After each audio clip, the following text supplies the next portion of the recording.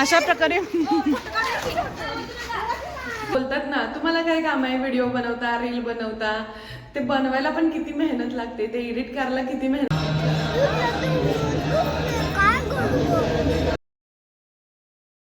Hello, नमस्कार, welcome back to my channel. आणि आता ब्लॉगची सुरुवात होत आहे रात्रीची, कारण आयन्सचा एक छोटासा प्रोजेक्ट होता, तो शाळेत द्यायचा आहे. आणि हे साहेब बघा इकडे निवांत झोपलेत आणि मी बनवते त्याचा छोटासा तो प्रोजेक्ट.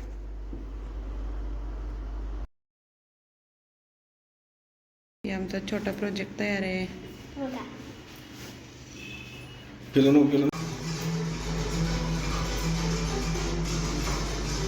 आर्याने स्कूलमध्ये गेलेले आहेत. सकाळचं नाश्ता वगैरे सगळं झाले.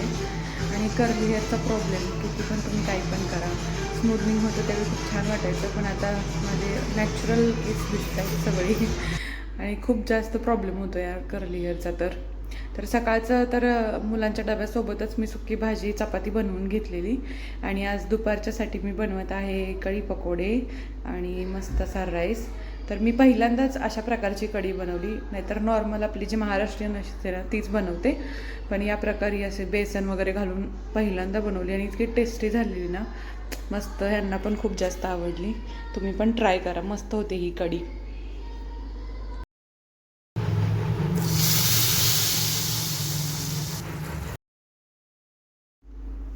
आज आहे संकष्टी, तर आम्ही चाललो आहे शेजारच्या गणपती बाप्पाच्या दर्शनाला.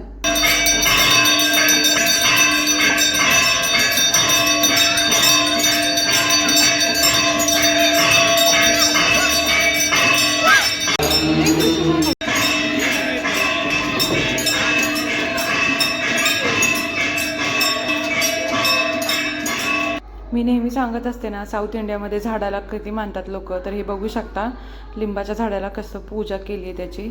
आणि आज प्रसाद तर खूप जास्तच होता. भात आहे इथं, लेमन राईस आहे. कुठला राईस आहे का? शिरा, सुंदर बिंदर, जिलेबी. One eternity later. तर हॅपी होली सर्वांना. आणि आम्ही ना आता कलर खेळायला चाललो आहे.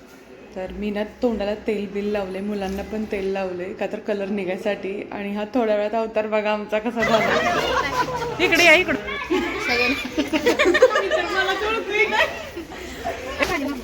थांबा. हां.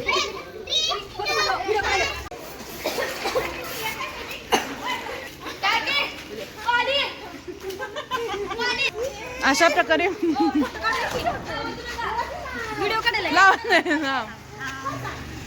इकडे गेल्या, कोण दिसत नाही इकडे.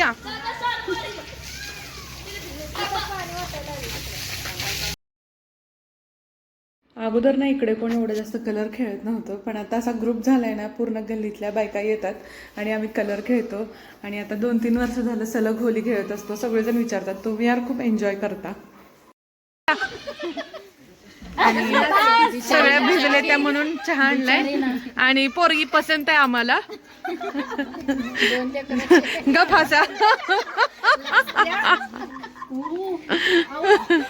पसंत आहे. राऊंड करा की, यांच्यात चान्स नाहीये. काय फटाका बड्डे आहे कोणाचा? कशी झाली तोंड? कशी दिसते आर्या? कशी दिसते? हा.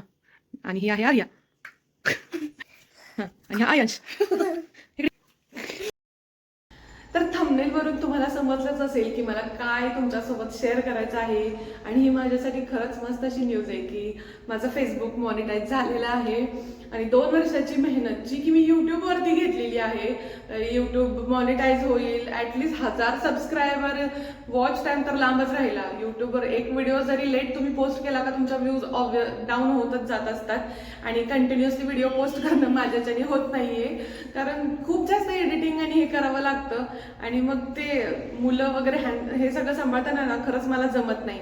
आणि ज्या बायका डेली व्लॉगिंग करतात ना त्यांना खरंच मांडलं. काही जणांचे 2-2, 3-3 चॅनल आहेत त्यांना पण मांडलं की कंटिन्युअसली पोस्ट करणं इझी नाहीये. जे लोक बोलतात ना तुम्हाला काय काम आहे, व्हिडिओ बनवता, रील बनवता, ते बनवायला पण किती मेहनत लागते, ते एडिट करायला किती मेहनत लागते ते आम्हाला विचारा. आणि त्याचंच फळ मला मिळालेलं आहे. मी काही म्हटलं होते मला कळलं झालंय. माझं फेसबुक मॉनिटाईज झाले आणि तिथे मला अर्निंग पण चालू झालेली आहे. तर ही गोष्ट म्हणजे तुम्ही इतकी जास्त मेहनत घेता आणि ॲटलिस्ट तुमचं फेसबुक, इन्स्टा आणि यूट्यूब हे मेन आहेत इन्कम सोर्स तुम्हाला जर काय करायचं असेल तर. आणि त्यातले एक जरी तुमचं मॉनिटाईज झालं जिथं अर्निंग स्टार्ट झाली याहून चांगली गोष्टच नसेल असं मला वाटतं. तर खूप सारे व्हिडिओ येत होते बरं का असं मोटिवेशनचे की तुम्ही ना व्लॉगिंग स्टार्ट करा. आणि मोस्टली गृहिणींचे येत होते की तुम्ही व्लॉगिंग स्टार्ट करा, मला या व्लॉगिंगमधनं असा फायदा झाला. 30,000 फॉलोअर्स वाढले. त्याचबरोबर इन्कम सोर्स वाढला आहे त्यांचा. आणि असं वाटत होतं की आपण करू शकत नाहीये, पण असं काहीच नाहीये. तुमच्यात जर टॅलेंट आहे, तुम्ही कॅमेरासमोर येऊन बोलू शकता, छानपणे तुम्ही तुमचं मत मांडू शकता, तर तुम्ही का करू शकत नाही हे.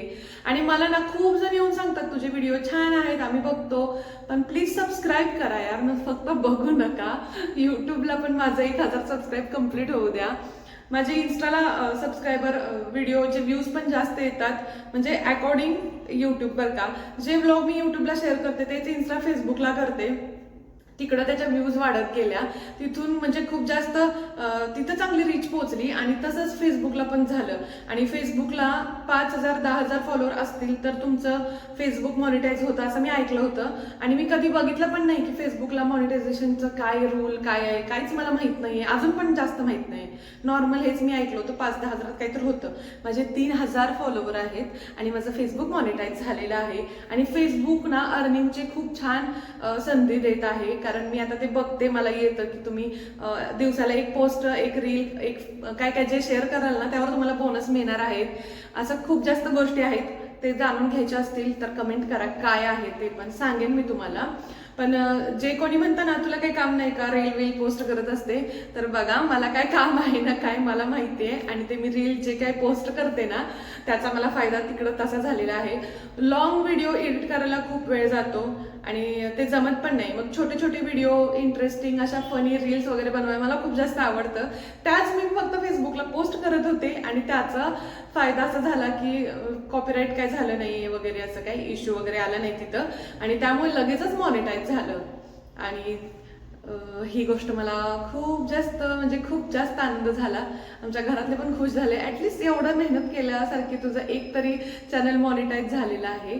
तर इन्स्टावर पण मला असंच काहीतरी करायचं आहे. आणि माझं नवीन इन्स्टा अकाउंट आहे अनफिल्टर्ड धना, जिथे मी डेली व्लॉगिंग, माझ्या मनातील काही गोष्टी, स्टोरी टेलिंग, या सर्व गोष्टी मी त्या अकाउंटवरती शेअर करणार आहे. तर तुम्ही ते अकाउंट पण इथं मी मेन्शन करते माझं, आणि तिथे पण मला फॉलो करायला विसरू नका, जिथे मी शॉर्ट व्हिडिओ बनवणार आहे. आणि मला यूट्यूबला तुम्ही पहिल्यांदा पाहत असाल तर माझ्या चॅनलला सबस्क्राईब करा. आणि तमिळनाडूतल्या मी छान गोष्टी इथं शेअर करत असते, माझं रुटीन शेअर करत असते, ते पाहायला विसरू नका. तर भेटू नेक्स्ट व्लॉगमध्ये. थँक्स फॉर वॉचिंग आणि थँक्यू ज्यांनी मला एवढं प्रेम दिलं, जे लोक मला एनकरेज करतात, जे लोक मला सपोर्ट करतात, जे लोक माझ्या चुका सांगून मला सांगतात या गोष्टीमध्ये चेंज कर, खास त्या लोकांनाही थँक्यू. थांबा, व्हिडिओ इथेच संपत नाही. तर त्याच रात्री आम्ही गेलो होतो एक साऊथ इंडियन रेस्टॉरंटमध्ये, कारण माझ्या मुलांना अचानकच चपाती भाकरी खायची नव्हती, परोटाच खायचा होता. तर परोटा म्हणजे काय ते मी दाखवते तुम्हाला. तर इथे खोबऱ्याची, टोमॅटोची, पुदिना, सांबर ह्या चटण्या वगैरे आलेल्या आहेत. इकडे दही कांदा सांबर आलेला आहे. आणि हा आहे परोटा. मे बी याला लच्छा पराठा असं पण काहीतरी दुसरीकडे म्हटलं जातं बरं का, म्हणत असतील. तर अशा प्रकारे डोसा वगैरे खाल्ला. आणि सगळ्यात भारी हलकं डिनर आणि बजेटमध्ये असणारं मला वाटतं बरं का. आम्ही कधीच जास्त करून रोटी पनीर असं दुसरं खात नाही. नॉनव्हेज असेल तरच जातो जास्त करून, नाहीतर साऊथ इंडियन भारी असतं. आणि हे लोक तर काय सकाळ दुपार संध्याकाळ हेच खातात, त्यामुळं इकडं चांगलं वाटतं रात्रीचं जेवायला तर हलकं असं. तर मला तर भारी वाटतं. संध्याकाळचा एक डोसा असला की मस्त होतं. आणि कधी कधी काम जास्त स्वयंपाक करायचा नसेल तर हाच ऑप्शन आम्ही घरी पण करतो. तर हा व्हिडिओ मला कसा वाटला नक्की सांगा आणि कमेंट करा. तुम्ही जर नवीन असाल चॅनलवरती तर सबस्क्राईब करायला विसरू नका. आणि आपण भेटू नेक्स्ट व्लॉगमध्ये. Thanks for watching.